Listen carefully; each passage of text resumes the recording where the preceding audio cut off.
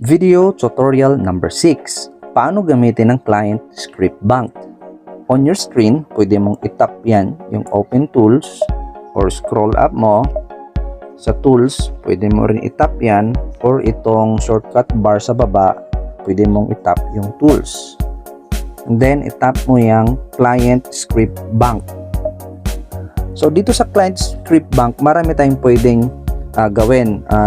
Imbakan po ito ng mga scripts, no, pang follow up, so pang sales process, sa pipelines, or sa client types. Kung scroll mo dyan, makikita mo yung sales process. Nandyan yung mga pang reply kung sa step 1 ka, step 2, step 3, 4, 5, 6, 7. Scroll mo sa baba, nandyan din yung mga iba't ibang uri ng buyers, ano, yung price sensitive buyer, skeptical buyer, ready to serve buyer, or mga premium buyer. May iba't iba yan silang mga question. Nandyan na rin yung common questions nila, at yung mga script nandyan na rin, ready to copy and paste. So paano nga ba gamitin ito? Una, punta muna tayo siyempre sa clients natin. For example, sa marketplace sa Messenger, tingnan mo, ang dami mong clients, ano. Imagine mo ganyan kadaming clients mo, tapos itatype mo yung mga reply dyan. Ang process siyempre 1 to 7, iba-iba yan sila ng step. Nakakapagod yun kung paulit-ulit. So, example, hanap tayo ng isa dito. Example, ito si LV. Ayan, nag-send tayo ng information, details ng property, pero hindi na nag-reply. So, maghahanap tayo ng pang follow-up dyan sa message natin.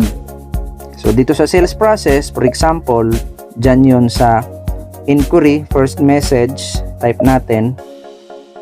Ayun dyan na, "Hi sir, ma'am, just checking if you were able to review the property details I sent.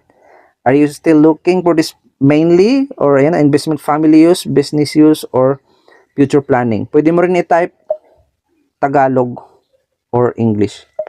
Tapos copy mo na lang, pindot mo yung copy. Ayan, tapos balik ka na doon. Tapos paste mo po. Yan. Send. So, ayun, ganun lang kabilis. Ano?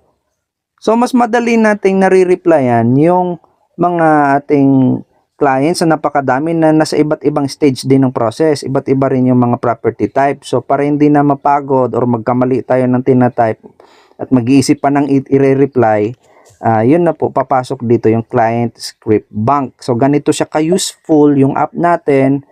Provided na yan lahat ng scripts na lagi nating ginagamit sa sales process, sa transactions natin sa real estate. So, ganyan po ang ating functions sa Ahente Pro. So, that's it.